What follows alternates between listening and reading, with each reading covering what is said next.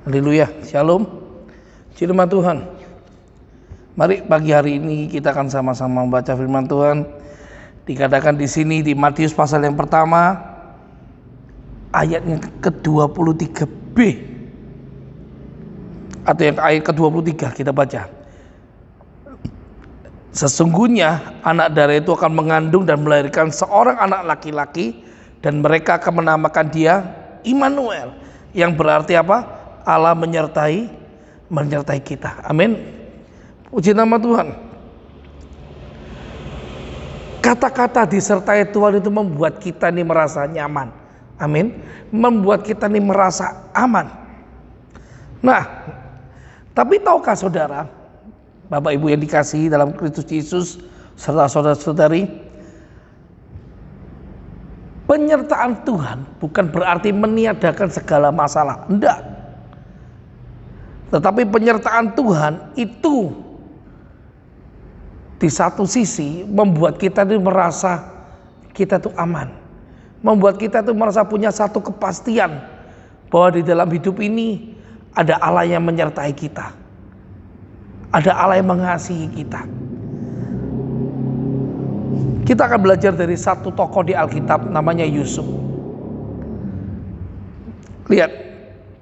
Kejadian pasal 39 ayat 2 dikatakan demikian. Tetapi Tuhan menyertai Yusuf sehingga apa? Yusuf menjadi seorang yang selalu berhasil dalam pekerjaannya. Yusuf disertai Tuhan. Amin. Saudara boleh baca di Kejadian pasal 39 dan pasal sebelumnya serta 40-41 sampai habis. Saudara akan melihat penyertaan Tuhan pada Yusuf itu dahsyat. Tetapi apakah penyertaan Tuhan itu berarti menghilangkan masalah? Enggak. Yusuf tetap punya masalah dia. Dia diireni sama dulur-dulure. Kakak-kakaknya iri sama dia. Sampai-sampai Yusuf dimasukkan ke dalam sumur kering. Lalu dijual ke sana. Enggak berhenti sampai di situ. Masalah Yusuf itu ada. Ketika Tuhan sudah buat dia naik, ya, apa yang terjadi? Masalah itu ada. Dia difitnah oleh seorang tante, namanya Tante Potifar. Sampai di sini, Yusuf akhirnya masuk penjara. Dan apa yang terjadi? Ketika di penjara pun Yusuf mengalami satu penyertaan Tuhan, sehingga dia disayang oleh kepala penjara, oleh sipir-sipirnya kalau zaman sekarang ini, oleh tapingnya juga. Nah, kemudian yang terjadi apa? Karena Yusuf disertai oleh Tuhan, Yusuf ada penyertaan Allah dalam diri Yusuf, maka Yusuf bisa memberikan satu pertolongan untuk mimpinya tukang roti dan tukang minum. Ternyata Yusuf yang sudah menolong orang dilupakan oleh orang-orang itu. Dan Yusuf tetap harus ada di penjara. Tapi apakah kasih Tuhan itu berhenti? Enggak. Tetap penyertaan Tuhan ada. Amin. Sampai tiba waktunya Yusuf diangkat menjadi orang nomor 2 di Mesir. Dan saudara tahu, ada satu yang menarik dari hal ini. Ketika Yusuf diangkat menjadi Perdana Menteri orang nomor 2 di Mesir, saudara tahu siapa yang disuruh ngawal Yusuf itu untuk pertama kalinya? Si Potifar.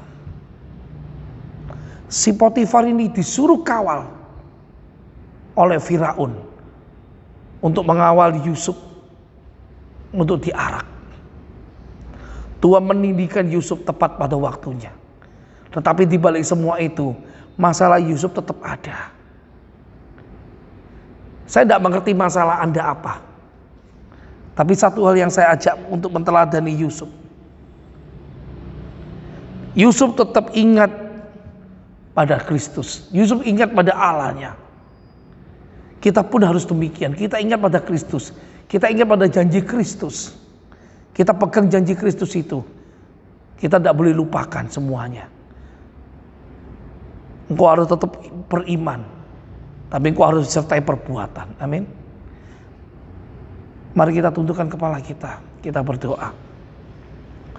Tuhan Yesus, terima kasih Tuhan. Kami percaya penyertaan-Mu ada buat setiap kami Tuhan. Bukan hanya hari ini, bukan hanya tahun lalu di kehidupan kami. Bahkan sampai masa depan kami pun Engkau yang menyertai kami Tuhan.